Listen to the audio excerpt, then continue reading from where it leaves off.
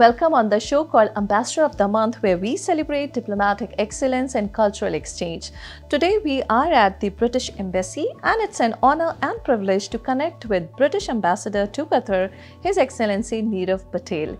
Hello and welcome on FM 107. Hope you are doing good. Pleasure, doing very well, and welcome to the embassy. First and foremost, we are indebted for your kindness. We would like to thank you for giving us your valuable time.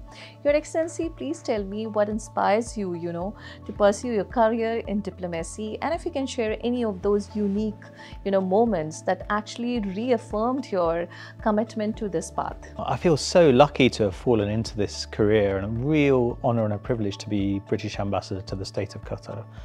I mean, for me, diplomacy, international relations is something that I was fascinated by as a child. I studied politics and international relations at university, and it was always something that I was very interested in.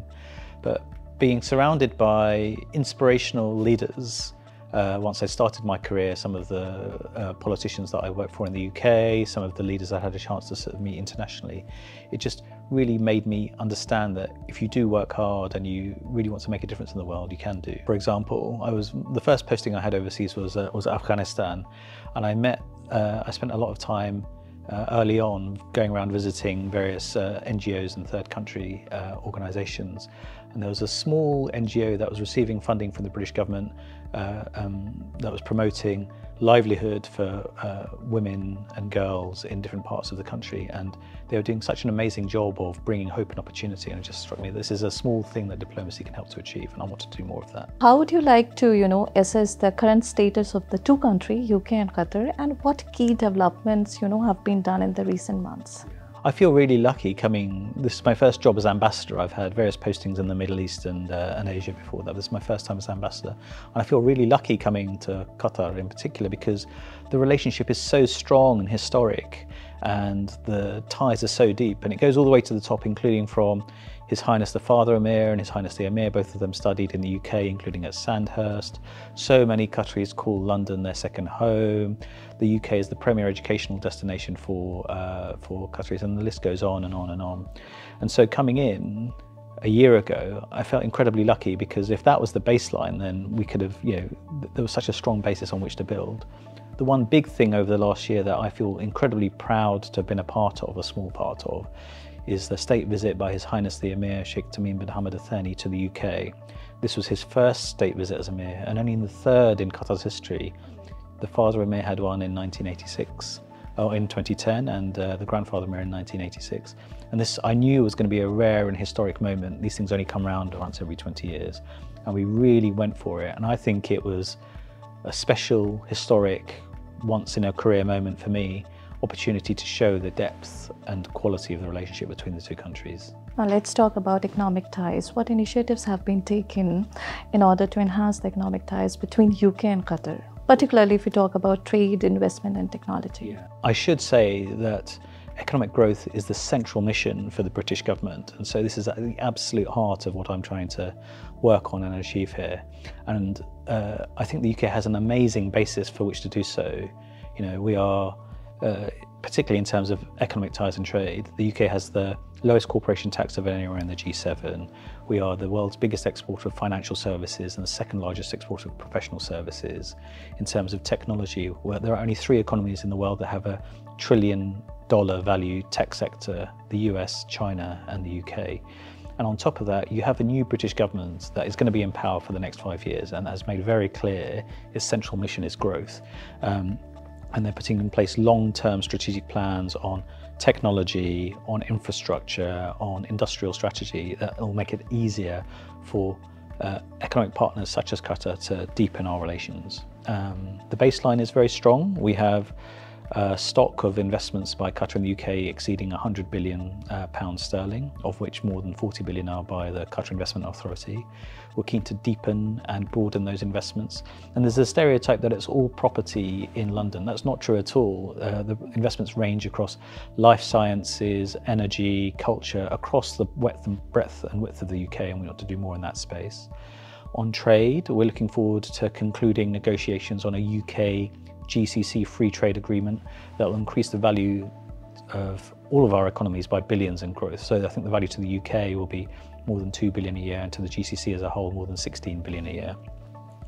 And in the space of technology, there's so much more we want to do in terms of investment and trade. So for example, during the state visit of His Highness the Emir to the UK in December, we announced a 1 billion partnership on clean energy technologies between Rolls-Royce and the Qatar Free Zones Authority. And that's just a small drop in the ocean of what we're hoping to achieve.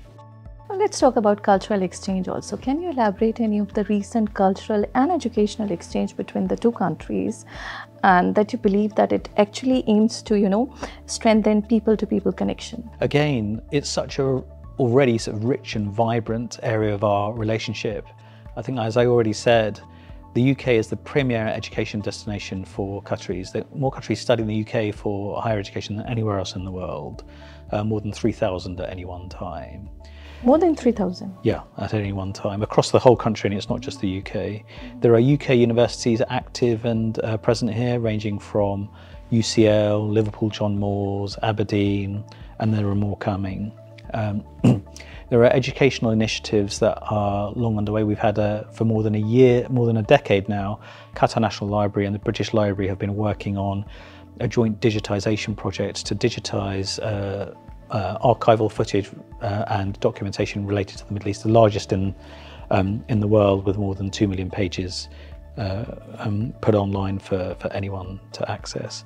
Across all of these initiatives, it's worth saying that these aren't, a lot of these are supported by and seeded by the work of the Qatari government and the government of the United Kingdom, but they're a reflection of the wider ecosystems that exist between our two countries.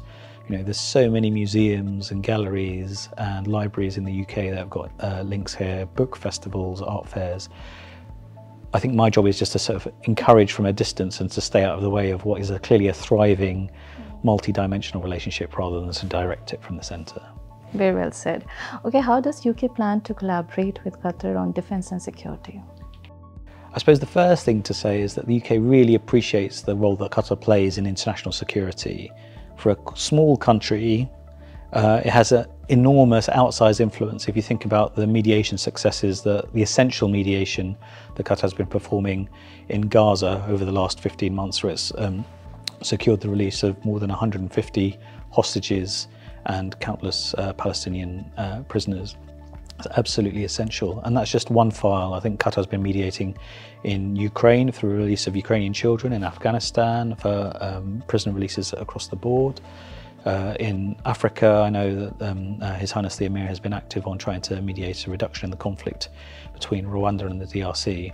So a key part of our strategy is to partner and support Qatar's efforts in this regard. And in a sense, I think Qatar is a mediation superpower, and the UK is doing its best to work with Qatar on all of those files. On defence specifically, this is a relationship that goes back decades and is incredibly strong. The only joint air squadron that the UK Royal Air Force has anywhere in the world, and has had anywhere in the world since World War II, is with Qatar, the 12th Typhoon Joint Squadron, and that was something that was a real cause and moment and point of celebration in the UK during the state visit by His Highness the Emir. It's that kind of model of jointness, of interoperability, of genuine partnership that we're looking to grow and expand, not just in the air domain, where we want to see that partnership continue, but into other domains as well, whether it's as land or on sea, or in new domains such as cyber warfare. There's so much for us to do together to keep our people safe and the world moving in a calmer and hopefully a more stable direction. Your Excellency, please to tell us that how do you see the role of UK in supporting Qatar to achieve its National Vision 2030, particularly for the areas like diversification and human development? Yeah, we were talking about the economic partnership earlier, and for me it really is about partnership. And for the UK, our priority is growth of jobs across the country, and there's definitely ways in which Qatar can help us with that. And I think the UK has a really important role to play in helping Qatar with its diversification plans, both for the NDS3 and Vision 2030. We are signing agreements on cooperation between our tourism sectors. The UK has been doing a lot to support the growth of the logistics sector, and we're working on relationships between ports in the UK and Hamad Port here in the Qatar Free Zones Authority. All of the key sectors that are identified in the NDS3 strategy, we have a plan for partnership that brings the best of British business and commerce to here to Doha to help those sectors grow as well. it's worth saying that the UK has been sending highly skilled workers and businesses here for decades. I think currently 20 to 25,000 Brits working here in a range of sectors, from education, healthcare, including advanced healthcare, to the energy sector as well. I don't see why in a few years' time that we won't also have Brits working in all those other key sectors of the NDS3 strategy. Now, Your Excellency, thank you so much for giving us your valuable time. Before we leave, we would love to know, how do you see the future of the two countries in the coming years? Thank you so much for having me. It's been a real pleasure. I think there are no limits to our relationship. I think I personally have got two priorities that I want to focus on. Firstly is the economic partnership, because growth is the #1 mission for the UK and there's so much more we can do together. And the second priority is the partnership on international stability and security, in particular on Gaza, where I think that both governments have got a real commitment to making progress. But as I say, there are so many aspects and areas to this relationship that are thriving, and we can do even more on. I think in summary, there are no limits, and I'll play my part in trying to push things on. Thank you so much, Your Excellency, for giving us your valuable time and sharing such valuable insight. Thank you once again. Thank you very much.